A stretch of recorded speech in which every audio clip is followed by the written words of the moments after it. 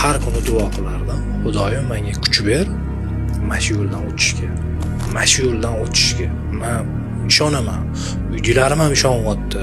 Bu narsadan chiqib ketaman. Xudo xolasa insonlarning safiga qaytaman deb qiyinchiliklarni hammasiga chidadim. Xudoga shukr, mana hozir oradan bir pasda 3 yil 3 oy o'tib ketibdi. Hozirgi kunda men hech nima iste'mol qilmayapman.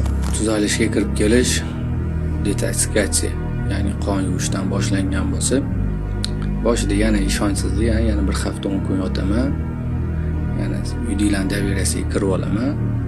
Xayolda shu. Yana kirib kelganimda bo'ldi, men tuzalgan kiryapman. Oyim tuzalaman, siz xohlagandek farzand bo'laman deb kirib kelib, meni kutgan insonlarga olgan ayoqda dozam bor edi, shunda olib kelib olib, jam yotaman. Xayolda aylanayotgan narsa.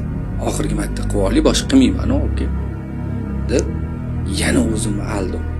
Yana o'sha aldovga chorlash. Konsultantlarni ko'rib, menda shunaqa xulosa keldiki, nimaga bo'ladi o'xshayapti, menda o'xshaydi.